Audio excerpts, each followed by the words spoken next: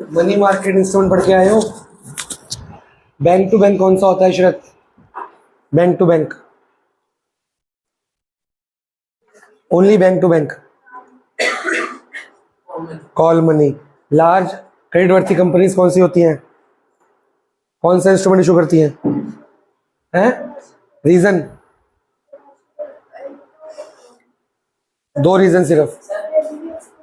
Flotation cost, flotation cost बोल रहे हैं उसको, क्या बोलते हैं प्रोसेस को? Bridge fact. Second,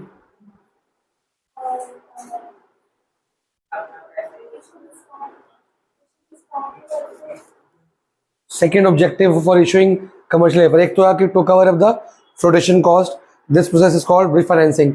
second purpose, वो तो फ्लोटेशन कॉस्ट बोल तो रहा हूँ मैं।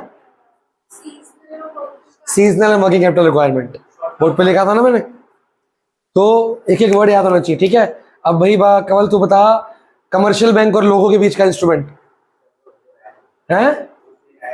उस दिन आया नहीं था, वीडियो को नहीं देखते भाई। Certificate of deposit, CDs. Treasury bill क्या होता है?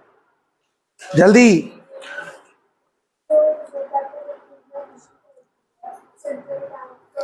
गवर्नमेंट के ब्याह पे सेंट्रल बैंक और लोग, firm to firm, business to business, B to B, commercial, हाँ, बिल ऑफ एक्सचेंज, ठीक है। ऑलमोस्ट इंस्ट्रूमेंट जो है वो इशूड एट क्या होते हैं?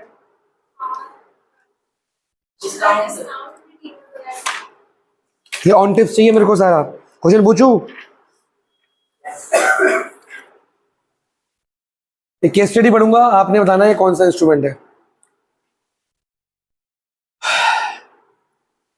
एक लार्ज क्रेडिट वर्थी कंपनी है कश्मीर वैली में, वो एक्सपोर्ट करती है बहुत कुछ और एम्ब्रॉयडर्ड शॉल में डील करती है। फ्लड आ गया वैली में, कंपनी में दो दिक्कत आ रही है, बहुत सारे वर्कर, क्राफ्टमैन और बहुत सारी लेबर डिसलोकेट हो गई है, मतलब फ्लड में तबाह हो गई या अपने घर से अलग हो गई है, और रॉ मटेरियल कंपनी का क्या हो गया फ्लड में? डिस्ट्रॉय। फर्म को अब रॉ मटेरियल की सप्लाई जो अनलिमिटेड मिलती थी, पहले रेगुलर मिलती थी, अब वो नहीं मिल रही। अभी तो कुछ पूछा ही नहीं मैंने। जरूरी नहीं कि हर बार लार्ज वर्ती कंपनी जो होगी वो कमर्शियल पेपर ही होगा, हाँ। एंड जो प्रोडक्शन साइकिल की ड्यूरेशन है वो बढ़ चुकी है। प्रोडक्शन साइकिल याद है कि सामान बना के, बेच के, पैसा रिटर्न करके, दे के, वो बढ़ चुकी है, क्योंकि अब बहुत टाइम लगता है काम करने में। अब प्रॉब्लम्स और बढ़ाने के लिए जो सप्लायर थे, जो उधार पे पहले बेच रहे थे रेगुलरली, वो कंपनी को बोल रहे हैं भैया अब उधार पे नहीं बेचेंगे, एडवांस दोगे तो बेचेंगे। ये कंपनी की हालत क्या है? जब कंपनी डूब रही है तो कोई भी साथ नहीं देगा उसका, तो पहले उधार पे दे रहे थे, वो कह रहे हैं हमें एडवांस दोगे तो सामान बेचेंगे। तो और बढ़ गई प्रॉब्लम, रॉ मटेरियल की तंगी, रेगुलर की सप्लाई की तंगी, उधार की तंगी और लेबर की तंगी। The company is also facing a liquidity crisis, cash की तंगी, तंगी। द कंपनी का सीईओ कहता है, वो फील करता है that taking a bank loan is the only option. खाली ओनली ऑप्शन क्या है? बैंक से लोन लेते हैं with the company to meet its short term shortage of fund को दूर करने के लिए बैंक से लोन ले लेते हैं। अब आप हो उस कंपनी के फाइनेंस मैनेजर, तो as a finance manager name and explain alternative to bank borrowing the company can use. Certificate of no, commercial paper. Bank borrowing की जगह पे हमने यहाँ पे क्या करना है? शॉर्टेज ऑफ फंड्स और लिक्विडिटी। शॉर्टेज ऑफ फंड्स और लिक्विडिटी कहाँ पे आती है? लिक्विडिटी वर्किंग कैपिटल रिक्वायरमेंट होती है। तो क्या कमर्शियल पेपर वो सॉल्व कर रहा है कि नहीं कर रहा? अब सुनो, certificate of deposit company issue करती है कि बैंक इशू करता है? बैंक इशू करता है, तो कंपनी बैंक को बोलेगी इशू करो। बैंक अपनी मर्जी से अपने फंड्स पूरे करने के लिए इशू करता है। जब बैंक में फंड्स की शॉर्टेज होती है तो बैंक सीडीज इशू करता है, लोग पैसे देते हैं। यहां तो कंपनी में शॉर्टेज है, तो फाइनेंस में कहता है कि बैंक से लोन मत लो। अगर कंपनी को पैसों की जरूरत है तो कंपनी के पास पांचों में से कौन सा रास्ता है? एक ही है, कौन सा? Commercial paper. ठीक है ना। अब यहाँ पे कमर्शियल पेपर क्या ब्रिज फाइनेंसिंग के लिए यूज हो रहा है कि वर्किंग कैपिटल रिक्वायरमेंट के लिए यूज हो रहा है? Shortage of funds and working capital. हर चीज 5 इंस्ट्रूमेंट दिए मनी मार्केट में, पांचों अलग अलग बंदे इशू करते हैं। जब गवर्नमेंट में तंगी आती है तो ट्रेजरी बिल आरबीआई इशू करता है, जब फर्म में तंगी आती है तो कमर्शियल पेपर यूज करता है, जब बैंक में तंगी आती है तो सीडीज यूज करता है, जब गुड्स उधार पे खरीदने बेचने हैं तो कमर्शियल बिल होता है। जब बैंक को 2-3 दिन की दिक्कत होती है, वो लोगों से पैसे नहीं मांगेगा, किसी और बैंक से पैसे मांग लेगा, तो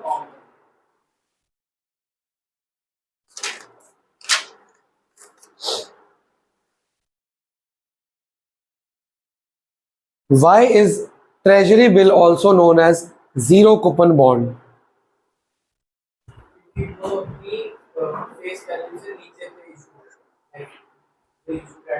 उनके ऊपर कोई फिक्स रेट ऑफ इंटरेस्ट नहीं होता। वो जो तो बोल रहे हो आंसर प्रॉपरली गलत है। वो सारे इंस्ट्रूमेंट तो कमर्शियल पेपर भी फेस वैल्यू से नीचे इशू होता है, उससे कोई मतलब थोड़ी है, क्योंकि उसमें फिक्स रेट ऑफ इंटरेस्ट नहीं होता, फ्लक्चुएट करता रहता है, इसलिए क्या बोलते हैं? Zero coupon. और ये हमने एक और जगह कहाँ पढ़ा हुआ है? अकाउंट्स की थ्योरी में, डेब्ट डिवेंचर में। What is the maturity period of commercial paper? 91। गलत। अच्छा 15 days to 1 year। 15 days to 1 year। छोटे छोटे एमसीक्यूज हैं। What is the denominations of treasury bills? 25,000 and its multiple। 25,000 के होते हैं। Name the money market instrument which is used as an alternative to bank borrowing by the large companies। Alternative to bank borrowing by the large companies। Commercial paper अभी तो बताया, बड़ी बड़ी company क्या issue करेंगी? Commercial paper. बैंक से पैसा ना लेके क्या कर लेंगी? लोगों से ले लेंगे कमर्शियल पेपर। अभी तो पूछा था मैंने। Which method of short term finance do the bank adopt to maintain CRR? Call में। आगे बढ़े, मोटा मोटा याद हो गया।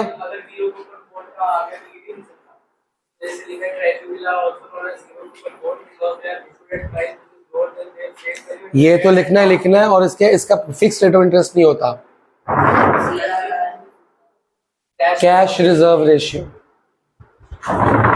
चलो आज हम पढ़ेंगे कैपिटल मार्केट। क्या आपकी बुक में कोई डिफरेंस लिखा है स्टार्टिंग से कहीं पे मनी मार्केट और कैपिटल मार्केट में? कितने पॉइंट्स हैं? चलो बिना पढ़े आपको पता है, अच्छा बिना पढ़े आपको पता है कि मनी मार्केट और कैपिटल मार्केट में क्या फर्क है?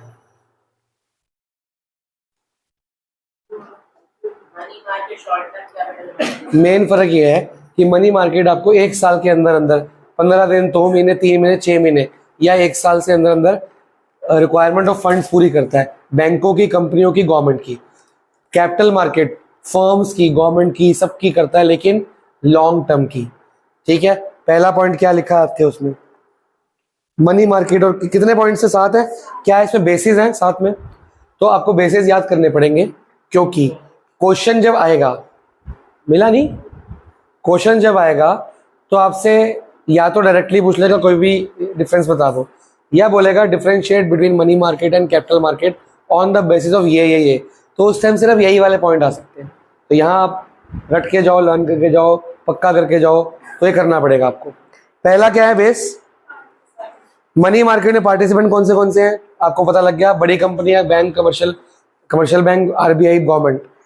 कैपिटल मार्केट में कौन है? देखो, बड़ी बड़ी कंपनियां, बड़े बड़े बैंक, फाइनेंशियल इंस्टीट्यूशन, आरबीआई, सब है यहाँ पे, सब मिलेगा। दिख रहा है?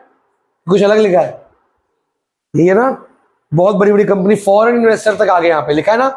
तो मनी मार्केट में ऐसा नहीं था। सेकंड बेस क्या है? मनी मार्केट के इंस्ट्रूमेंट तुमको 5 पता लग गए। कैपिटल मार्केट कौन से? Equity share, capital share, debenture, bond, ये लॉन्ग टर्म के होते हैं। इन्वेस्टमेंट आउटले, ये 25,000 की डिनोमिनेशंस में होगा या छोटे छोटे अमाउंट में होगा, बहुत लंबे अमाउंट का नहीं होता। उसकी डिनोमिनेशन कैसे होगा? एक शेयर 10 रुपए का होगा, 100 रुपए का होगा, 1000 रुपए, इससे ऊपर नहीं होगा। और हम बहुत सारे शेयर्स खरीदते हैं। पढ़ो उसका थर्ड पॉइंट।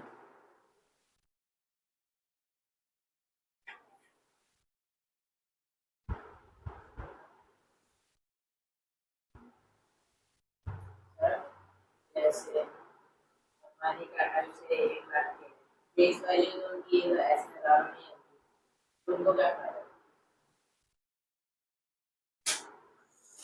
उनको फायदा है कि उनके शेयर जल्दी बिक रहे हैं, पैसा तो आ रहा है कंपनी के अंदर। अनलिमिटेड शेयर भी थोड़ी होती हाँ, तो जब वो आगे जब इशू करेंगे डिवेंचर वगैरह तो फायदा तो होता ही है ना।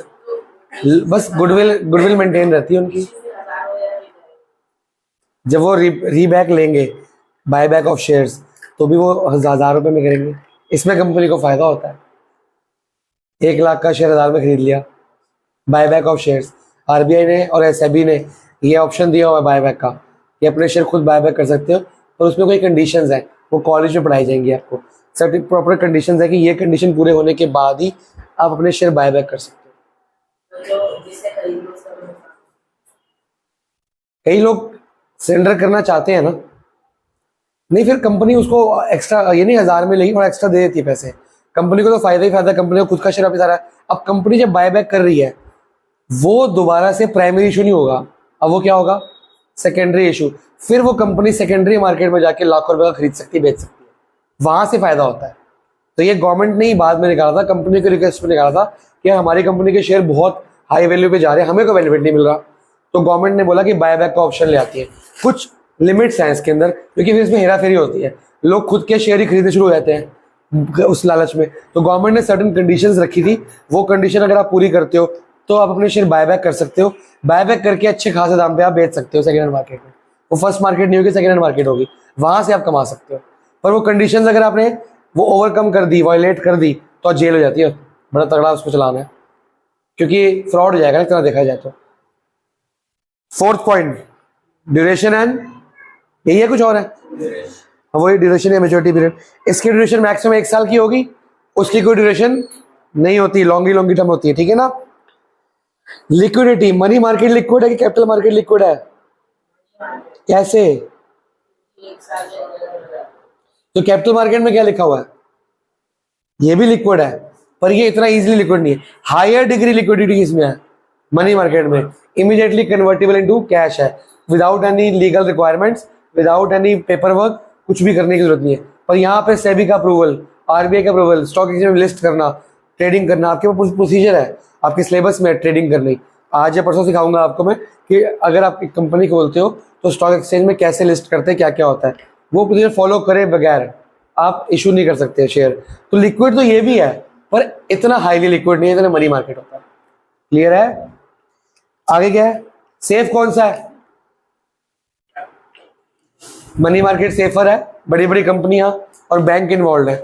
कैपिटल मार्केट रिस्की है, अगर कंपनी का नुकसान हो तो तुम्हें डिविडेंड नहीं मिलेगा, तुम्हारे शेयर की वैल्यू बढ़ भी सकती है। और मनी मार्केट में तो आपको बैंक से मिला 25,000 का, तो आपको 25,000 पूरे मिलने हैं, जो उसमें 3 महीने की मेच्योरिटी लिखी है वो मिलनी है, वो सेफेस्ट मेथड होता है, तभी तो लोग बैंक से लेते हैं। लास्ट क्या है, अब मनी मार्केट में रिटर्न कम होगा कि शेयर मार्केट में कम होगा? मनी मार्केट में कम होगा, और शेयर मार्केट में रिटर्न ज्यादा होते हैं ज्यादातर, क्योंकि वो लॉन्गर टाइम पे मिलते हैं। कंपनी अच्छा प्रॉफिट कमाएंगे तो रिटर्न क्या होगा, ज्यादा। पर मनी मार्केट में फिक्स है, जिस रेट पे इशू करते हैं, इशूअर डिस्काउंट नहीं करते, वही डिस्काउंट आपकी कमाई है। वो कमा लिया, उसके बाद कुछ कमा नहीं सकते, और उसके ऊपर चाहे कंपनी ज्यादा पैसा कमाए या कम कमाए, आपको 500-600 हज़ार मिलेंगे बस। शेयर मार्केट में कंपनी अच्छा कमाती है तो आप भी अच्छा कमा लोगे। तो ये डिफरेंस है, इसमें से बेसिस के ऊपर रट्टा चलना पड़ेगा। अब आता है main, capital market. Capital market के अंदर 2 मार्केट्स आती हैं। पहली कौन सी है, हाँ जी दोनों कर लेंगे आप, क्योंकि प्राइमरी मेन ज्यादा बड़ी है, सेकेंडरी तो खत्म हो जाएगी अभी के अभी।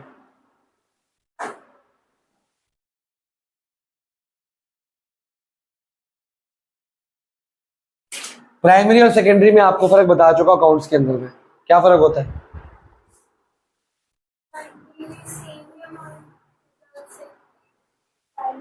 जो कंपनी पहली बार इशू करती है, जो अकाउंट्स की बुक में कंपनी का नाम लिखा होता है, स्टार लिमिटेड, वीनस लिमिटेड वगैरह वगैरह, कंपनी खुद से पहली बार शेयर लोगों को देती है प्राइमरी मार्केट में। आप डायरेक्टली कंपनी का प्रोस्पेक्टस पढ़ोगे, आपकी जो शेयर्स की सारी एंट्री नहीं होती, application, allotment, first call, second call, वो सारा यहाँ पे है। आपने कंपनी शेयर खरीदा, आगे बेचा, आगे बेचा, आगे बेचा, आगे बेचा, आगे बेचा, वो यहाँ पे होगा। सेकेंड हैंड शेयर्स, यहाँ पे कंपनी भी डीलिंग कर सकती है और लोग भी डीलिंग कर सकते हैं। कंपनी यहाँ भी डीलिंग कर सकती है और बायबैक करके यहाँ भी डीलिंग कर सकती है, यहाँ पे लोग भी कर सकते हैं। यहाँ पे सिर्फ कंपनी होगी, लोग नहीं होंगे। ठीक है जी, डेफिनेशन पढ़ो प्राइमरी मार्केट की। It is also the market of primary issue, लिखा है new issue market, primary issue market, first hand issue, कि पहली बार यहाँ पे शेयर इशू किया जाता है बाय द कंपनी। कंपनी पहले बार स्टॉक रिलीज करती है शेयर्स का, और लोग एडवर्टीजमेंट देख के, प्रोस्पेक्टस को ध्यान से पढ़ के, सारी उस कंपनी की track record, balance sheet, profit and loss statement वगैरह सब चेक करने के बाद उस कंपनी के शेयर्स खरीदते हैं। इसके तो नई फर्म को थोड़ा टाइम फर्म चलानी पड़ती है, फिर सेबी का अप्रूवल लेना पड़ता है, फिर आप इशू कर सकते हो। फिर वो अलग बात है कि लोग उसके शेयर खरीदते नहीं जल्दी, because it's a new firm, लेकिन कुछ टाइम के बाद धीरे धीरे धीरे करके बिकने शुरू होते हैं। अगर उसको मिनिमम सब्सक्रिप्शन मिल गया, चाहे वो नई फर्म क्यों नहीं, फिर तो इशू कर ही देगी। अगर नहीं मिला मिनिमम सब्सक्रिप्शन 90% तो नहीं कर सकती। पढ़ाया था ना मैं अकाउंट्स में। इसमें फंक्शंस वगैरह कुछ है या कुछ फीचर्स कुछ है, कोई पॉइंट्स हैं? मेथड्स तो मैं करा रहा हूँ, उसके अलावा कुछ है? 4 पॉइंट्स है ना, वो क्या 4 पॉइंट्स है? पहला पॉइंट पढ़ो बेटा अश्वरीत। पहला पॉइंट है the essential function of a primary market is to facilitate the transfer of investable funds from saver to entrepreneurs seeking to establish new enterprises. ये आपका वो वाला फंक्शन नहीं हो गया, एलोकेटिव फंक्शन, कि सेवर से इन्वेस्टर्स तक, सेवर से इन्वेस्टर कौन है? फर्म्स तक कैपिटल लेके आना कौन करता है? डायरेक्टली। इसमें कोई मिडिल मैन है, लोग हैं? नहीं, डायरेक्टली लोग और सेवर और कंपनी, सेवर और इन्वेस्टर, हाउस होल्ड और कंपनी। ठीक है, तो ये एलोकेटिव फंक्शन नहीं हो गया प्राइमरी मार्केट, फाइनेंशियल मार्केट का। What is allocative function? Mobilization of funds from savers to investor. Second point, the investors in the market are banks, financial institutes, मतलब किसी भी कंपनी के शेयर्स कौन कौन खरीद सकता है? बैंक खरीद सकता है, इन्वेस्टर इन द मार्केट खरीद सकते हैं, इंश्योरेंस कंपनी खरीद सकती है, म्यूचुअल फंड्स वाले लोग खरीद सकते हैं, या इंडिविजुअल अकेले लोग भी खरीद सकते हैं, इवन फॉरेन इन्वेस्टर भी खरीद सकते हैं। आगे, ये आपने डिफरेंस में पढ़ लिया। आगे, तो कंपनी पैसा रेस क्यों कर रही है प्राइमरी मार्केट में? Growth, modernisation, technological upgradation, expansion, diversification, new project, new company, new branch, काम बढ़ाने के लिए मोटे मोटी। तो काम बढ़ाने के हमने 5, 6, 10 एग्जाम्पल, 20 एग्जाम्पल हम दे सकते हैं। समझ रहे हो ना, कितने सारे वर्ड्स मैंने बोल दिए। ये सारे का मतलब क्या है? काम बढ़ाना है। बिना काम बढ़ाने के लिए हम, अगर काम नहीं बढ़ाना है, नई कंपनी, नई ब्रांच डाइवर्सिटी नहीं करनी, हम ये हमारी शेयर इशू करेंगे, लोगों से पैसा मांगे क्यों फालतू में रखेंगे? बदले में डिविडेंड देना पड़ेगा ना। अब आता है इसके मेथड। कितने मेथड है आपके? 5। नंबर 1 क्या है? किस किस तरीके से प्राइमरी मार्केट में शेयर इशू की जा सकते हैं? बेटा खुला होता है, आजा पैर में जाओ अंदर।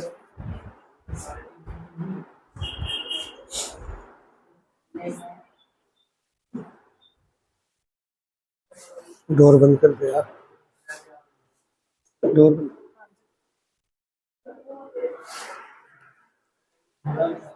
हाँ जी, प्राइमरी मार्केट में पहला क्या है? ये रटा होना चाहिए आपको, ऑफर थ्रू। ये हम कहां पढ़ चुके हैं? शेयर्स में। प्रोस्पेक्टस में क्या क्या लिखा होगा? अभी तो बताया था मैंने। अरे, profit and loss statement, balance sheet, invitation, आओ भाई हमारी कंपनी में इन्वेस्ट करो, एडवर्टाइज होगा, कंपनी का ट्रैक रिकॉर्ड, कंपनी कितने टाइम से है, कंपनी डिविडेंड क्या दिया लास्ट ईयर, उससे लास्ट ईयर, कंपनी का ABC से लेके Z तक सारा कुछ कहाँ लिखा होगा? प्रोस्पेक्टस। ये अच्छा खासा डिजाइन वाला, अच्छा खासा आपको इंप्रेस करने वाला बनाया जाएगा, और ये इंप्रेस करते करते प्रोवोक भी करेगा आपको, परसुएड करेगा, कन्विंस करेगा, आओ हमारी कंपनी में इन्वेस्ट करो। इसमें इतनी अच्छी अच्छी बातें लिखी होंगी कि आप तो बिल्कुल मोहित हो जाओगे, हाँ यार इससे बढ़िया कंपनी कोई है ही नहीं। वरना इसके बनाने का फायदा क्या हुआ? अगर नॉर्मल इन्फॉर्मेशन दे रहा है वो तो आप पढ़ लोगे, पर ये इन्फॉर्मेशन के साथ आपको ऐसी ऐसी बातें बताएगा, ऐसे ऐसे डायलॉग्स बोलेगा कि आपका मन करेगा यार इससे बेस्ट कंपनी तो होती नहीं है। समझ गए हो? हम प्रोस्पेक्टस इशू करेंगे, लोग इसको पढ़ेंगे और हमारी कंपनी में क्या करेंगे, आएंगे और शेयर्स खरीदेंगे। पूरा पॉइंट पढ़ा जाए।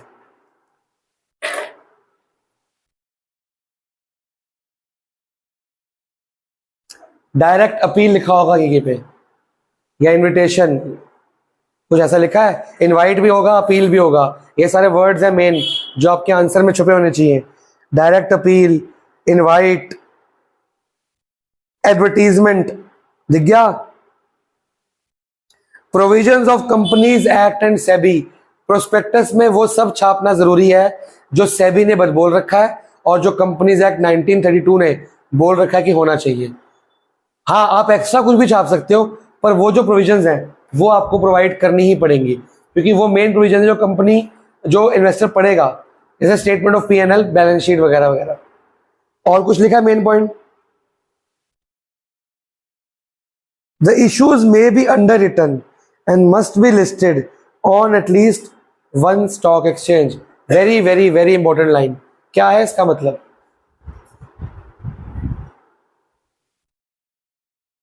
कि इशू अंडर रिटन होना चाहिए और कम से कम किसी एक स्टॉक एक्सचेंज पे लिस्टेड होना चाहिए। खाली प्रोस्पेक्टस इशू करके आप शेयर तो गैदर कर लोगे, पर वो कंपनी या जो बंदा शेयर खरीदेगा आपकी कंपनी के, वो मार्केट कौन सी होगी? कोई तो स्टॉक एक्सचेंज पे लिस्ट करोगे कि डायरेक्टली तुम कंपनी डील कर सकते हो? नहीं, आपको बीच में एक ब्रोकर चाहिए और एक अंडरराइटर चाहिए जो आपके शेयर्स को अंडरराइट करेगा। तो अंडरराइटर की कमीशन भी आप भी पे करोगे, वही पे करेगा, और ब्रोकरेज भी पे करनी पड़ती है। तो चाहे आप कंपनी से डायरेक्टली शेयर खरीद रहे हो, पर फिर भी बीच में एक मिडलमैन छोटा सा होगा। और बिना मार्केट लगाए, बिना स्टॉल लगाए आप कंपनी के शेयर, कंपनी को कहीं ना कहीं तो मार्केट लगानी पड़ेगी ना, कहीं पे डिस्प्ले तो करना पड़ेगा ना। वो मार्केट कौन सी होगी? स्टॉक एक्सचेंज, ये वाली। तो प्राइमरी मार्केट के अंदर भी स्टॉक एक्सचेंज वर्ड आ गया। किसी भी stock exchange, national stock exchange NSE, Bombay stock exchange BSE, Delhi stock exchange DSE, India में बहुत सारे स्टॉक एक्सचेंज है, कहीं ना कहीं मिनिमम एक में लिस्ट करना जरूरी है। हाँ, एक से ज्यादा भी लिस्ट कर सकती है, पर मिनिमम एक पे लिस्ट करना बाय पेइंग अंडरराइटर्स कमीशन, वो करना ही पड़ेगा। इसमें कोई डाउट? सेकेंड पॉइंट क्या है? Offer for sale. ये था ऑफर फॉर प्रोस्पेक्टस, ये हो गया डायरेक्ट ऑफर फॉर सेल। ये है क्या? पढ़ के समझाएगा कोई?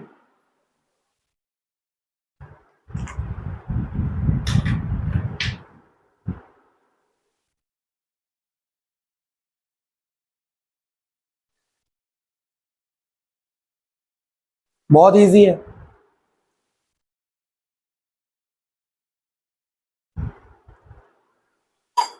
डायरेक्ट इशू नहीं करते, लेकिन ब्रोकर के थ्रू ब्रोकर नहीं है, ब्रोकर कंपनी है, एक फाइनेंसिंग कंपनी है, एक जो इस काम में माहिर कंपनी है। जैसे इशूइंग हाउस लिखा है। हमने 11th में BSc में ना एक चीज पढ़ी थी, एक नई कंपनी खुलती है तो प्रमोटर्स आते हैं इनकॉर्पोरेशन करने। प्रमोटर, मैं अपनी कंपनी का खुद भी हो सकता हूँ मालिक, या मैं एक प्रमोटिंग कंपनी को भी अपॉइंट कर सकता हूँ। क्या फर्क है दोनों में?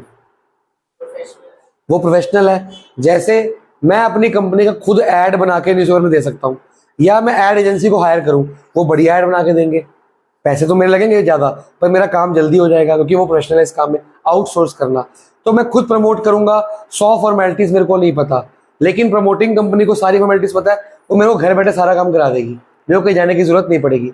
आज अगर आपको लाइसेंस बनाना होगा, आप डायरेक्टली भी जा सकते हो, पर हम फिर ब्रोकर के थ्रू क्यों जाते हैं? उसको सारे काम पता है, हमको बैठे बैठे काम करा देता है। ठीक है, सेम काम स्टॉक ब्रोकर या स्टॉक एजेंसी या फाइनेंशियल इंस्टीट्यूशंस करते हैं। आप डायरेक्टली लोगों पे जाके प्रोस्पेक्टस दे रहे हो। मानविक ने भी कहा था अगर नई कंपनी हो तो नई कंपनी को बड़ी दिक्कत आती है लिस्ट करने के बाद शेयर बेचने में, लोग उसको मानते नहीं इतना ज़्यादा। तो वो नई कंपनी हो या पुरानी कंपनी भी हो सकती है जो इतनी टेंशन लेने जाती है कि बार बार लिस्ट करे, चेक करे, वो अपने शेयर जो सारी इशूड कैपिटल है ना, वो सारे शेयर उठा के किसी फाइनेंशियल कंपनी को पूरा लॉट बेच देगी कि भैया तेरे को दे दिया, तू आगे बिकवाता रहे। अब फाइनेंशियल कंपनीज के बाद बहुत सारे इन्वेस्टर्स की लिस्ट होती है क्योंकि लोग उस पर भरोसा करते हैं। वो फाइनेंशियल कंपनी वो स्टॉक धीरे धीरे बेचती रहेगी। कंपनी को उसने इमीडिएटली पैसे दे दिया, समझ लो, मैंने 10 लाख की कैपिटल रेस करनी है, मैंने 10 लाख के शेयर इस कंपनी को दे दिए, इसने मेरे को 10 लाख दे दिए इमीडिएटली। मेरे शेयर बिके ना बिके मेरे को मतलब नहीं है, मेरे पास कैपिटल इमीडिएटली आ गई, ये धीरे धीरे बेचता रहेगा, पैसे कम ज़्यादा कमाएगा, आगे सेकेंड हैंड मार्केट बेचता रहेगा। तो मैं डायरेक्टली पब्लिक के कॉन्टैक्ट में नहीं आया, फिर मेरा शेयर पब्लिक तक पहुंच गया वाया स्टॉक ब्रोकर्स या वाया इशूइंग हाउस। ये लोग पूरा लॉट खरीदते हैं, मेरे को फायदा क्या है, मेरे धीरे धीरे शेयर बिकेंगे, मेरे इकट्ठे बिक गए। लोग मेरे को नहीं जानते, कोई बात नहीं, मेरा शेयर फ्री बिक गया। तो नई कंपनी से पैंतरा अपनाती है, स्ट्रैटेजी होती है कि स्टार्टिंग में ऐसे कर लो, फिर जब लोग जाने लग पड़ेंगे फिर हम डायरेक्टली कंपनी लोगों के पास डील कर सकते हैं। तो ये सेबी ने इसको अप्रूव किया हुआ है कि आप ऐसे कर सकते हो, पूरा लॉट इकट्ठा उठा के भेज दिया। ब्रोकरेज ऑब्वियसली कोई आपका लॉट खरीदेगा तो ब्रोकरेज कमीशन तो लेगा ना आपको इमीडिएटली। वो मेरे सारे 10 लाख रुपए के शेयर खरीद के मेरे को 10 लाख इमीडिएटली दे रहा है, आगे कमाएगा जरूर पर मेरे को तो फायदा मिल रहा है ना, तो मेरे को 10 लाख नहीं देगा, कुछ कम पैसे देगा मेरे को, वो कमीशन कमाएगा, मेरे से भी कमाएगा और लोगों को शेयर बेचेगा, थोड़े ऊंचे दाम पे बेचेगा। ऐसा हो सकता है उसे उसकी बिकेगा। हाँ तो क्या हो गया, वो बेचता रहेगा आराम से, मेरे को क्या टेंशन है, मेरे तो बिक गए ना। वो है ही इस काम के लिए रखा उसको, आराम से साल लगा 2 साल लगा, मेरे को क्या टेंशन है, मेरे तो बिक गए ना। तो ऑफर फॉर सेल, सेल मतलब बिक गए, ऑफर लगाई, कंपनी आई बड़ी बड़ी, डायरेक्ट पूरा लॉट कंपनी को भेज दिया, इंडिविजुअल लोगों को भेजने से। अच्छा इसमें कोई डाउट, दोनों में डेढ़ तो लग गया। तीसरा क्या है, ये अकाउंट्स के लिए, अकाउंट्स के अंदर भी था, फ्रेंड्स एंड फैमिली। बिना प्रोस्पेक्टस इश्यू करे मैं अपने दोस्तों यारों को फैमिली मेंबर्स को बोला, या उन्होंने मेरे को बोला था कि जब भी तेरी कंपनी का फ्रेश इशू आए या तो नया शेयर इशू करेगा या जो भी कुछ होगा, मेरे को पहले प्रेफर कर लियो। तो मैंने कुछ शेयर, प्रेफरेंस शेयर हो चाहे इक्विटी शेयर हो, उनको डायरेक्टली प्राइवेटली बेच दिए। मान लो 20%। ज़्यादातर ये लोग वो होते हैं जो मेरी कंपनी में ज़्यादा होल्डिंग चाहते हैं, ज़्यादा शेयर पार्टनरशिप चाहते हैं।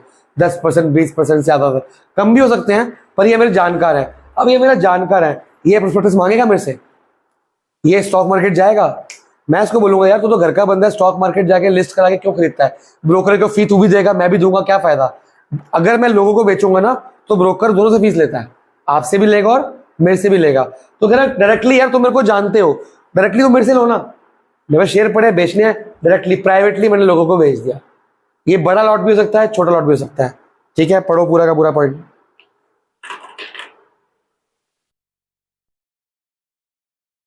इसमें क्विकली आ जाएगा पैसा क्योंकि मेरे को लोग जानते हैं। अच्छा लोग ना यहाँ बाद में जाते हैं, पहले यहाँ जाते हैं।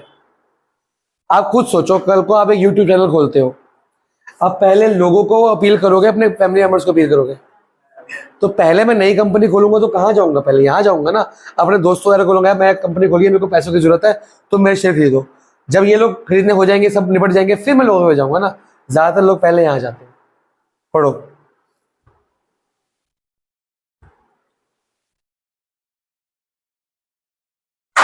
शार्क टैंक देखा था, उसमें लोग कहते नहीं जो इशू करने आते हैं फ्रेश, वो कहते हैं फ्रेंड्स एंड फैमिली के पास शेयर्स हैं।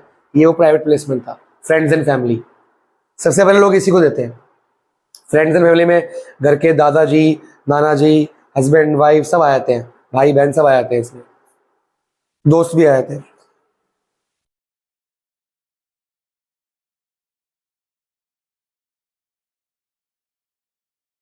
फायदा किसमें है, क्या क्या फायदा बताओ। चीपर, फ्लोटेशन कॉस्ट बच गई, सारे एक्सपेंसेस एडवर्टीजमेंट के, प्रोस्पेक्टस के बच गए, ब्रोकर की कमीशन बच गई, फंड्स क्विकली आ गए, जल्दी आ गए। यहाँ पे लिस्ट होगा, पहले एप्लीकेशंस आएंगी, फिर सॉर्टिंग होगी, मिनिमम 90% लूंगा, कुछ पैसे प्रोराटा करके वापस करूंगा, कुछ रखूंगा, 100 बीमारियां, टेंशन। यहाँ पे क्या है, फोन करा, पैसे आ गए, शेयर दिया, खत्म। अभी मैंने फोन किया, उसने रात को बोला पैसे तेरे अकाउंट में आ गए, ले शेयर आ गए तेरे अकाउंट में। फोन करके मुझे व्हाट्सएप पे काम हो गया, क्विकली काम हो गया, पैसे आ गए, वो मेरी कंपनी का मालिक बन गया बैठे बैठे। उसको फायदा, मेरे को फायदा, ना उसको के जाना पड़ा ना मेरे को। फ्रेंड्स एंड फैमिली है ना भाई, सिंपल सी बात है। अगला है, हाँ इसको, वो मेरी मर्जी है, मैं डिस्काउंट भी दे सकता हूँ, वो मेरी मर्जी है, पर वे पैसे जल्दी आएंगे ना। सोच, अगर मैं डिस्काउंट पे दे रहा हूँ क्योंकि मैं लिहाज कर रहा हूँ, क्योंकि मेरे जान पहचान का है, पर यहाँ पे मेरे खर्चे होते बहुत सारे, खर्चे भी तो बच रहे हैं ना। तो एक तरह सोच रहा मैं, जो मैं खर्चा कर लिया मैंने, अगर मैं ऐड करता खर्चा होता ना मेरा खर्चा बचा, मैं डिस्काउंट भी दे सकता हूँ, नहीं भी दे सकता, प्रीमियम भी दे सकता हूँ, वो हमारी आपस की एग्रीमेंट है। अगला क्या है, पढ़ो।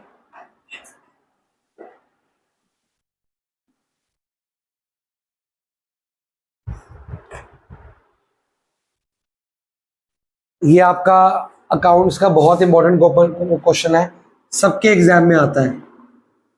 इसको स्वेट इक्विटी या ईएसओपी भी कहते हैं।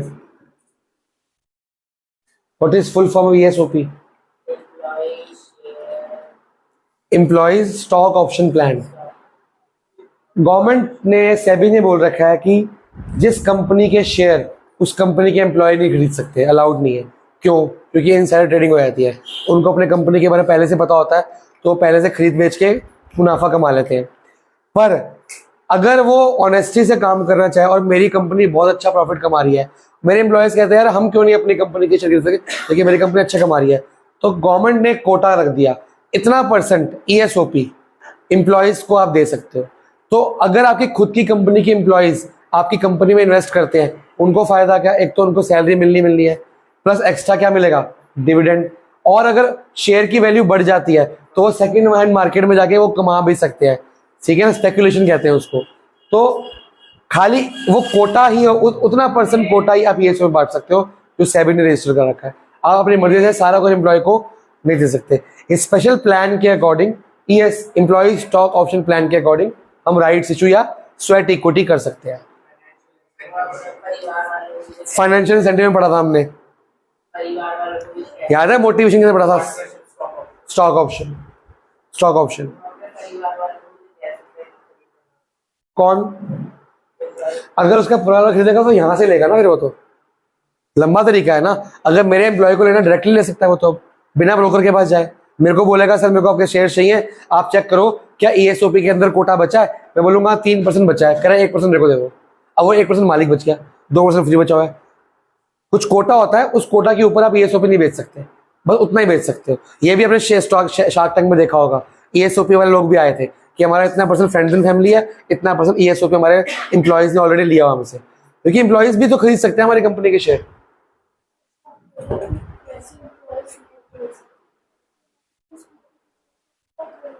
वैसे डायरेक्टली बिना ईएसओपी कैसे ले लोगे? ईएसओपी प्लान के तहत ले सकते हो ना, यहां पे जाके नहीं ले सकते आप। अपनी कंपनी के खुद ही शेयर खरीद सकते हो, नहीं ईएसओपी आगे सेबी की गाइडलाइंस आएंगे, उसमें लिखा नहीं ले सकते आप।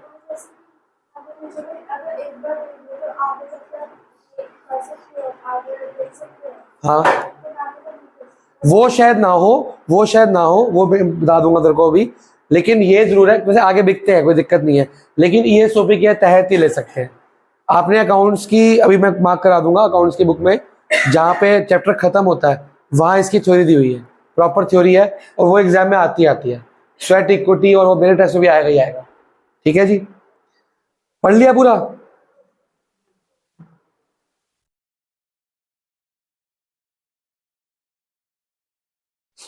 This is privilege given to existing shareholder to subscribe new issue of shares according to terms and condition of the company. The shareholders are offered the right to buy also new shares in proportion to, और वो नए share भी खरीद सकते हैं जिनके पास पुराने share भी पड़े होंगे। इस प्लान के तहत उनको राइट मिलता है ये वाला, कि अगर एक बार आपने लिया और कंपनी न्यू शेयर इशू कर रही है तो वो भी आप कर सकते हो। फ्रेश कैपिटल जो पहले शेयर होंगे उतनी % में आपको नए शेयर भी आप कर सकते हो, उसी % में, उससे ऊपर आप नहीं जा सकते। आगे हाँ, जैसे हमारा ये 30% था, वो पुराने शेयर में खत्म हो गए, तो वो नए इशू खरीद पाए। जिन लोगों ने खरीदा हुआ है वो लोग, और जब मैं नया इशू ऑथराइज कैपिटल बार इशू कर सकते हो ना, जब न्यू इशू करूंगा तब वो ले सकते हैं उतने % के शेयर्स, वही तो कह रहा हूँ लास्ट। हाँ, प्रोस्पेक्टस से, अच्छा हाँ, तो फिर उसके लिए उसको शेयर बेचने पड़ेंगे या उसको कन्वर्ट करने पड़ेंगे ईएसओपी में। वो बहुत सारे, वो तो रेयर ऐसा कैसे होता है, ऐसा होता नहीं वैसे, नहीं हो भी सकता है, मेरे को पता ना हो। वो कह रहा है पहले शेयर खरीद ली, यहां से बाद में एम्प्लॉय बन गया कंपनी का, एनीथिंग कैन हैपन। ठीक है ना, तो 5वां है इलेक्ट्रॉनिक इनिशियल पब्लिक ऑफर, आजकल सबसे ज्यादा ये इशू होता है। अभी 2 साल पहले पेटीएम ने निकाला आईपीओ। पेटीएम कितनी पुरानी कंपनी है, अभी 2 साल पहले आईपीओ निकाला। उससे पहले वो लोगों के पैसों को यूज नहीं कर रही थी, अपने इन्वेस्टर जो थे, चाइना के इन्वेस्टर और इंडिया के इन्वेस्टर इकट्ठे मिलकर चल रहे थे। अब उन्होंने 2 साल पहले स्टॉक मार्केट में अपना आईपीओ लॉन्च किया। आईपीओ लॉन्च करके मतलब अब पब्लिक ऑफर, पब्लिक को बोला कि आओ मेरी कंपनी में इन्वेस्ट करो। तो ये हुआ प्रोस्पेक्टस के थ्रू। ये भी ऐसे ही होगा, पर ये इलेक्ट्रॉनिकली होगा। आजकल ये यूज नहीं होता, आजकल ये यूज होता है। इलेक्ट्रॉनिकली लोगों से पैसा मांगा जाएगा और जो शेयर होगा वो पीडीएफ के फॉर्म में उनको उनके डीमैट अकाउंट में सॉफ्टवेयर की फॉर्म में, सॉफ्ट कॉपी की फॉर्म में सेव किया जाएगा। और जो पैसा आएगा वो भी आपका डीमैट अकाउंट्स के थ्रू आएगा, मतलब हार्ड कैश वगैरह पे नहीं करते हो। तो इसमें स्टॉक मार्केट में जाने की जरूरत नहीं है। डीलिंग स्टॉक मार्केट से के थ्रू ही होगी, ब्रोकर भी होगा पर कहीं जाना नहीं पड़ता। जैसे घर बैठ के आप परचेज सेल कर सकते हो, आपको बस घर बैठ के अपने एक डीमैट अकाउंट खोलना पड़ता है। वो पढ़ाऊंगा मैं क्या होता है अभी आगे। पहले पढ़ते हैं। It refers to issuing security through online system of stock exchange. Company जो इशू करना चाहती है कैपिटल, वो एक एग्रीमेंट करती है किसके साथ? स्टॉक एक्सचेंज के साथ। आईपीओ कंपनी किसके एग्रीमेंट करेगी? स्टॉक एक्सचेंज के साथ करेगी। SEBI registered stock broker have to be appointed. सिर्फ ब्रोकर जो होगा वो सेबी रजिस्टर्ड होगा, वो अपॉइंट करेंगे। ब्रोकर का काम है कि मेरे शेयर ऑनलाइन बिकवाएगा और लोगों से डीलिंग कराएगा मेरी। तो वो ब्रोकर मेरे से भी कमीशन लेगा और लोगों से भी कमीशन लेगा। और वो सेबी रजिस्टर्ड होगा, वो प्लेस करेगा order of the company. The company should also appoint a registrar to the issue having electronic connectivity with stock exchange. Company को 2 बंदे चाहिए, एक तो ब्रोकर और एक registrar. Registrar under writing commission को अंडर राइटर के तौर पे काम करेगा, जो मेरी कंपनी का सारा कुछ रजिस्टर करेगा। जो शेयर बिकेंगे उसको रजिस्टर पे क्या करेगा? नोट डाउन करेगा, वो लीगल हो जाएगा मेरा काम, प्राइमरी इशू। तो ऑनलाइन आजकल सब कुछ काम होता है। आजकल सबसे ज्यादा इंपॉर्टेंट काम ये और ये चल रहा है। ये बहुत रेयर हो गया, ये बहुत रेयर हो गया।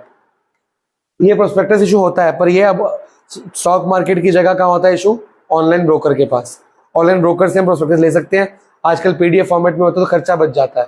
पीडीएफ में खर्चा थोड़ी होता है, और इसमें तो हार्ड कॉपी में कागज वगैरह का खर्चा, प्रिंटिंग का खर्चा, 100 तरह की चीजें होती है। यहाँ पे इतना खर्चा नहीं होता। तो ये 5 इंस्ट्रूमेंट हो गए आपके प्राइमरी मार्केट में। आगे बढ़े, सेकेंडरी मार्केट पे आओ। क्या लिखा है?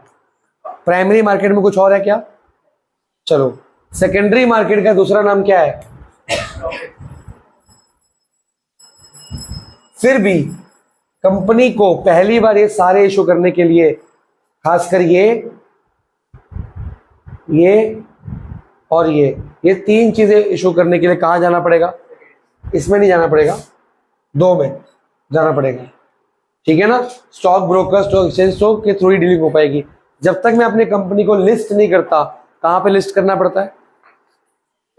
Stock exchange. सेबी से तो मेरे को वो चाहिए, रजिस्ट्रेशन चाहिए। सेबी में रजिस्टर करूंगा, लेकिन लिस्ट कहां करना पड़ेगा? स्टॉक एक्सचेंज में लिस्ट करे बगैर मैं आईपीओ इशू नहीं कर सकता। तो मेरा स्टॉक एक्सचेंज सेकेंडरी मार्केट तो है ही है, पर प्राइमरी के लिए भी रोल प्ले कर रही है। आगे क्या है? पहले डेफिनेशन मार्क कर लो, जो भी है मार्क कर लो। फिर क्या फंक्शंस है कि एक्ट है, क्या है? 2 पॉइंट है, पढ़ना जरा। क्या है? कुछ इंपॉर्टेंट है क्या? पहला है helps existing investor to disinvest and fresh investors to enter the market. Fresh investor जो पहली बार ट्रेडिंग करना चाहता है, वो कहाँ पे? स्टॉक एक्सचेंज में जाएगा। वो मार्केट उसको वेलकम करेगी, उसको रजिस्टर कर देगी। उसको क्या करना पड़ेगा? एक डीमैट अकाउंट खोलना पड़ेगा। वो खोलने के बाद स्टॉक मार्केट में एंटर कर जाते हो। What is demat account? पता है किसी को? इसके फुल फॉर्म होती है dematerialized account. What is dematerialization? Hard copy से सॉफ्ट कॉपी में कन्वर्ट होना। डीमेटीरियल, मटेरियल यूज नहीं होगा अब। तो डीमैट अकाउंट कैसे खुलता है? ब्रोकर के थ्रू, बैंक के थ्रू खुलता है। आपका जिस बैंक में खाता है, आप उस बैंक में जाओगे, अपने बैंक में जाओगे जहां आपका ऑलरेडी कौन सा अकाउंट है? Saving account. तो आपको बोलना है मेरे को डीमैट अकाउंट खोलना है। आपका आधार कार्ड, पैन कार्ड लेंगे, फोटो लेंगे, और आपका इमीडिएटली कुछ ही मिनटों में क्या खुल जाएगा? आजकल घर बैठे बैठे खुल जाता है, क्योंकि जिस बैंक में आपका खाता है उस बैंक के पास आपका क्या है, आधार कार्ड, पैन कार्ड, सब कुछ है ही है। आपको ऑनलाइन उसकी फ़ोटो खींच के भेजनी है और इमीडिएटली घर बैठे बैठे जो मल्टीनेशनल प्राइवेट बैंक है बड़े बड़े, वो घर बैठे बैठे डीमैट अकाउंट खोल रहे हैं। डीमैट अकाउंट के अंदर पैसा कहाँ से आएगा? आप जब स्टॉक मार्केट में डीलिंग करते हो, आप अपने सेविंग अकाउंट से ट्रेडिंग नहीं कर सकते हो, अलाउड नहीं है गवर्नमेंट के थ्रू। आपको डीमैट अकाउंट नहीं, आपको डीमैट अकाउंट से ही करनी पड़ती है। तो आपका करंट अकाउंट हो या सेविंग अकाउंट हो, पहले वहां से फंड्स उठ के कहाँ जाएंगे? डीमैट अकाउंट में, क्योंकि जिस बैंक में सेविंग अकाउंट हो उसी बैंक में डीमैट अकाउंट है, तो वहां से उठ के कहाँ जाएंगे? डीमैट अकाउंट में। आप जितने फंड्स ट्रांसफर कर चुके हो, आप उतने तक की ट्रेडिंग कर सकते हो। आपको और चाहिए, फिर और फंड ट्रांसफर करने पड़ेंगे आपको। और आपके वो शेयर डिबेंचर खरीदोगे आप, वो शेयर डिबेंचर की hard copy, sorry soft copy जो होगी, डीमेटेरियलाइज्ड कॉपी, वो कहाँ पड़ी होगी? उसी डीमैट अकाउंट के लॉकर में पड़ी होगी। आजकल डिजी लॉकर होते हैं, तो डीमैट अकाउंट के ही लॉकर के अंदर आपका पड़ा होगा। आपको कहीं जाने की जरूरत नहीं है, घर बैठे बैठे मोबाइल या लैपटॉप से ही आप डीमैट अकाउंट को ऑपरेट और अच्छी तरह चला सकते हो। तो डीमेटेरियलाइज समझ गए? इसका क्वेश्चन आएगा 2 मार्क्स का, मार्क करा दूंगा अभी। फिलहाल फर्स्ट पॉइंट क्या था कि नए नए ब्रोकर, सॉरी नए नए इन्वेस्टर जो आएंगे उनको एक मार्केट प्लेटफॉर्म देती है ट्रेडिंग करने के लिए, खरीदने बेचने के लिए। अगर ये मार्केट ही ना हो तो मैं कहाँ जाऊंगा? मैं कंपनी भटकता रहूंगा। अब क्या है, एक स्टॉक एक्सचेंज का पोर्टफोलियो खोला, वेबसाइट खोली, सारी कंपनीज लिस्ट आ गई मेरे पास एक जगह पर, जैसे मेरे को सब कुछ मिल रहा है, मेरे को कहीं जाने की जरूरत नहीं है। सेकेंड पॉइंट, अब मेरे पास शेयर्स ऑलरेडी किसी कंपनी के हैं, मेरे को पैसे वापस चाहिए अपने, तो कहाँ, किस कंपनी के जाके बेचूंगा? मान लो कंपनी वापस लेना ना चाहे, तो ये मेरे शेयर किसी और को बिकवा देंगे। डिसइन्वेस्ट करना मतलब अपने शेयर वापस बिकवा के पैसे वापस। अगर कंपनी मेरे शेयर बायबैक नहीं करना चाहती तो मेरे को दिक्कत आ रही है, मेरे को पैसों की जरूरत है, मैं किसी थर्ड बंदे को बिकवा सकता हूँ। कौन? वो थर्ड पर्सन को मेरे शेयर कौन बिकवाएगा? कहाँ जाके बेचूं? स्टॉक मार्केट सेकेंडरी है ना, कोई भी खरीद सकता है, बेच सकता है, क्या दिक्कत है? समझ गए बात? तो एक तो फ्रेश इन्वेस्टर के लिए एक प्लेटफॉर्म बन गया ट्रेडिंग करने के लिए, और जो बंदे को अपना पैसा वापस चाहिए वो इस मार्केट में जाके अपने पैसे वापस किसी और को घाटे में बेचे, फायदे में बेचे, वो एक बात, कंसेप्ट अलग है, वो आपस की नेगोशिएशन है, पर आपको मार्केट तो मिल गई ना। ठीक है, अब इसमें कोई एक्ट लिखा हुआ है, सिक्योरिटीज कॉन्ट्रैक्ट या रेगुलेशन एक्ट 1956 नहीं लिखा कहीं पे, टिप टॉप वगैरह पे कहीं? वो पूरा मार्क करो। ये कौन सा एक्ट है? ये आपको बताता है कि क्या क्या काम करना है। रेगुलेटिंग, फ्रेश इन्वेस्टर को सिखाना, सब कुछ करना, ये सारा काम कौन करता है? फिर और क्या है आपके स्टॉक एक्सचेंज में फंक्शंस? हाँ, पॉइंट्स पढ़ो। तीन टोटल कितने पॉइंट्स हैं? ये फंक्शंस हैं, कोई फंक्शंस अलग से दिए हुए हैं? देखो आगे जाके, तो यही फंक्शंस है आपके। इसको हेडिंग क्या डालोगे? फंक्शंस। पहला फंक्शन क्या है? लोगों को इन्वेस्ट करने में हेल्प करती है। सेकंड फंक्शन, इन्वेस्टर को डिसइन्वेस्ट करने में हेल्प करती है। थर्ड फंक्शन बोलो, एग्जिस्टिंग, जो सिक्योरिटीज मेरी बिक नहीं रही, मैं कंपनी हूं, मेरी सिक्योरिटीज क्या हो रही है? बिक नहीं रही, प्रॉब्लम आ रही है, तो ये सेकेंडरी यहां नहीं बिक रही ना, मैं सेकेंडरी मार्केट में ले आऊंगा, यहां आके बहुत दुनिया मिलेगी मेरे को, यहां आके उसको लिक्विडिटी मतलब कैश में कन्वर्ट करने में हेल्प कर देती है, तो मेरी सिक्योरिटी मार्केटेबल हो जाती है। मार्केटेबल सिक्योरिटी कैश फ्लो के अंदर पड़ा ना आपका, वो कैश इन कैश इक्विटी में आता कि नहीं आता? तो वो लिक्विड फॉर्म में आता है। तो मेरी सिक्योरिटीज क्या हो जाएंगी? सारी की सारी सिक्योरिटी शेयर्स किसमें कन्वर्ट हो जाएंगे? मार्केटेबल कैश के अंदर कन्वर्ट कौन कराएगा? अगर इसमें दिक्कत आ रही है तो मैं यहाँ आके बेच सकता हूँ, मेरे भी बिक जाएंगे। यहाँ तो पूरी दुनिया है, कोई तो लेगा, कोई ब्रोकर कुछ तो काम करवाएगा मेरा। ठीक है ना? अगला,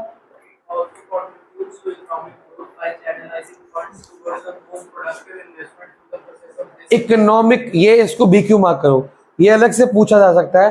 हाउ डज स्टॉक एक्सचेंज या secondary market promote economic growth? Economic growth कैसे होगी बताओ सोच के, मानवीय किशरत।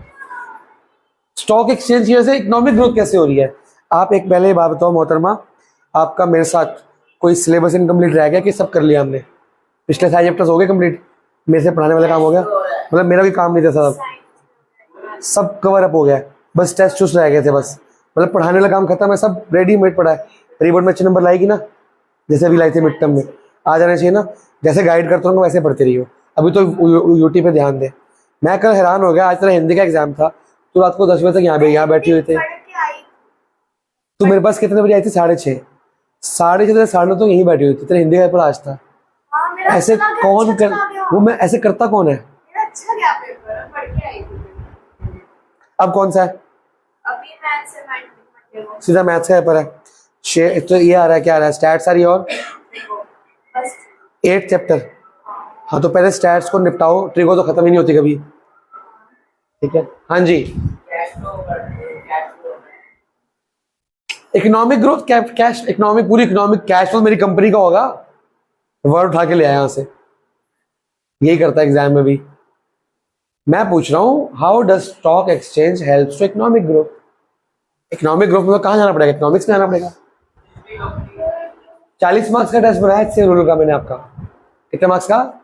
हाँ, 1.5 घंटा, याद रखना। हाँ जी, हाँ बोलते रहो।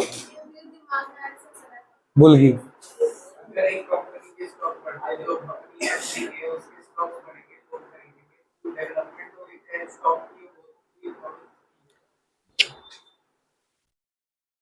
पहले अगर शेयर्स इशू करेंगे ऐसे में कंपनी को पैसा देगा, वो और चीजों को लगाएगी, फिर उसको उनको पैसे और बढ़ेंगे। मेरे पास 5 लाख सेव हो गया, तो ये मेरी सेविंग है।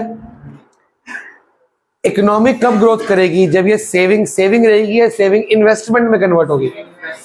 S equal to I, what is equilibrium? मैंने सेव कर रखा है, मैं इन्वेस्ट नहीं कर रहा। फिर स्टॉक मार्केट मेरे को प्रोवोक करती है, यार बहुत प्रॉफिट मिलेगा, बैंक में 3% मिलता है, यहाँ 20% 25%, क्या मिलेगा फायदा? मेरे दोस्त यार इकट्ठे हो रहे हैं। तो अगर ये मार्केट मेरी सेविंग को किस में कन्वर्ट कर रही है, मेरा पैसा कहाँ आ गया? अब मेरे पास था, अब कहाँ चला गया? मार्केट में आ गया, कंपनीज में आ गया, अलग अलग कंपनीज में आ गया। ऐसे बहुत सारे सेवर्स का इन्वेस्टर में इन्वेस्टमेंट के बाद आ गया, मार्केट में पैसा आया, वो कंपनी के पास जो पैसा जाएगा। इसके बाद ईश्वर तूने ठीक बोला, जो कंपनी का पैसा है, कंपनी क्या करेगी? रख लेगी उस पैसे को, उससे क्या करेगी? Land, building, machinery, investment. फिर वो पैसा और मार्केट में गिरेगा, और एम्प्लॉयमेंट क्या होगी? जनरेट, और इन्वेंट्री वगैरह क्या, प्रोडक्शन क्या होगी? बढ़ेगी। जब इन्वेंट्री, प्रोडक्शन, एम्प्लॉयमेंट बढ़ेगी, लोगों की इनकम क्या होगी? तो ग्रोथ नहीं होगी इकोनॉमी की। वो पैसा मैंने रखा हुआ है, उससे ग्रोथ हो रही है, कि मार्केट में स्पेंड करूंगा उससे ग्रोथ हो रही है? तो मार्केट में स्पेंड कहां करूं? मार्केट में करूं ना, ये रही मार्केट। अगर मार्केट ही नहीं होगी, अगर ये है ही नहीं, मान लो इस दुनिया में एक ऐसी कंट्री है स्टॉक मार्केट ही नहीं है, वहां सेवर्स क्या करते होंगे? बैंक में जमा करते होंगे जाके। वो तो सेविंग ही होती है ना, बैंक में जमा करने को सेविंग बोलते हैं, इन्वेस्टमेंट बोलते हैं। समझ गए? या वक्त तो वक्त FD करा देंगे, वो भी तो इन्वेस्टमेंट के तौर पर देखा जाएगा, पर कितना इंटरेस्ट डालेंगे? 3 की जगह 7%। यहाँ कितना इंटरेस्ट मिलता है? 20%, 25%, अच्छा खासा इंटरेस्ट मिलता है हमको। समझ रहे हो? तो अगर ये मार्केट ना हो तो क्या इन्वेस्टमेंट कर सकता हूं मैं? नहीं।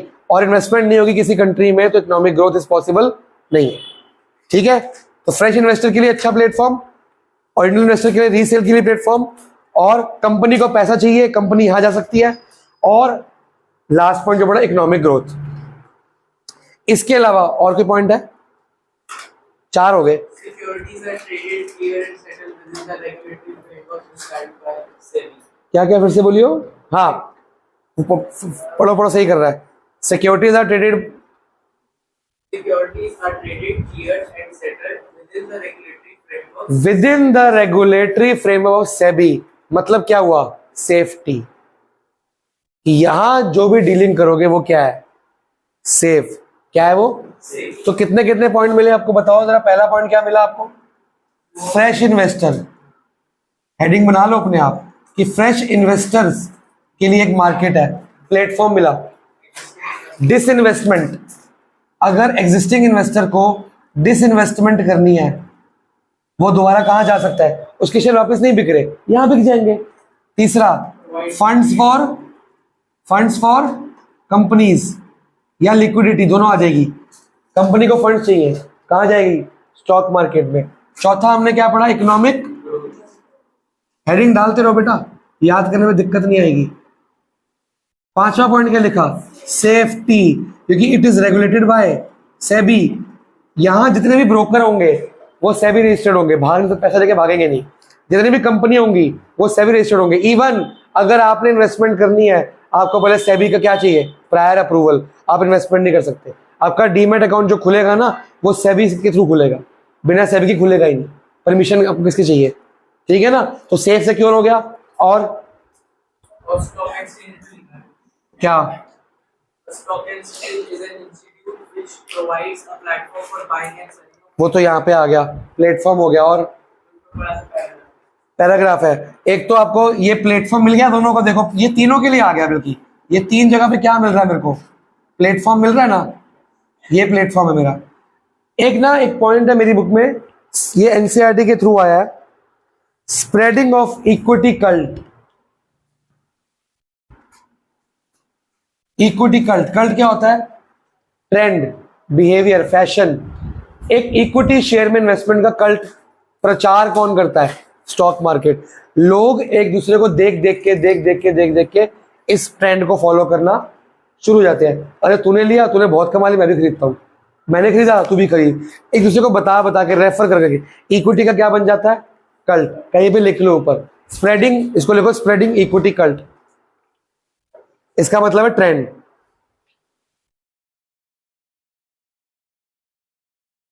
और क्या कर सकते हैं, और अपने आप बनाओ point.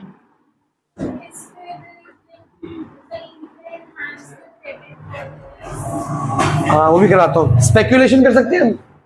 What is speculation, economics से पढ़ाया था। करेंसी के अलावा भी हो सकता है कि कम दाम पे शेयर खरीदा, फिर बढ़ने की वेट करी, बेचा अच्छे खासे दाम पे। तो शेयर मार्केट में हम खाली प्रॉफिट या रेट, खाली प्रॉफिट कमाने के लिए, ऊपर नीचे भाव कमाने के लिए भी तो कर सकते हैं। तो स्पेक्यूलेशन भी हम ये हमारी मार्केट आपको अलाउ कर सकती है। इसे तो क्या कहते, कौन सा पॉइंट मिला तेरे को, हमारी क्रेडिट वर्थनेस को क्या कर सकती है, बढ़ा सकती है। कैसे, अगर मेरे शेयर के दाम बढ़ रहे हैं, इसका मतलब लोग मेरी कंपनी में क्या है, इंटरेस्टेड। तो उसको देख के जो मेरे क्रेडिटर्स वगैरह होंगे, जो उधार देते होंगे, मेरे को आराम से उधार देंगे मेरे को, क्योंकि मेरे को शेयर्स के दाम बढ़ रहे हैं, मेरे को इजीली पैसा आई जा रहा है, मेरी लिक्विडिटी क्या हो रही है इससे अच्छी। जब मेरी लिक्विडिटी अच्छी तो कैश फ्लो स्टेटमेंट क्या होगी, अच्छी, तो मैं क्रेडिट टाइम पे दे पाऊंगा।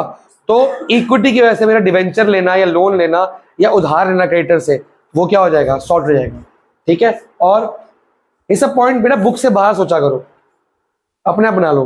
मिल गया 7 पॉइंट। ये आज हमने क्या पढ़े, functions of secondary market as well as methods. ये मेथड्स है, ये मेथड्स है, ये फंक्शंस है, दोनों अलग बातें हैं। अब आपके सिलेबस में आगे क्या है, जहां तक मेरे को पता है 2 बातें रह गई है। एक बची है ट्रेडिंग का procedure, functions of stock exchange. कितने फंक्शन है, वो यही तो है। हो गए, ये रहा, हो गया, सब दोबारा रिपीट हो रहा है, अगली बार रिवाइज कर लेंगे इसको। हो गया, ये समझो हो गया। फिर ट्रेडिंग का प्रोसीजर रह गया एक तो, और सेबी तो आपकी परसों की क्लास में हो जाएगा। परसों डबल क्लास करते हैं 1 घंटे में, तो खाली प्रोसीजर होगा, उसके बाद क्या होगा, ये होगा। आज तेरी क्लास लगाता हूँ मैं। Sir, एक क्वेश्चन,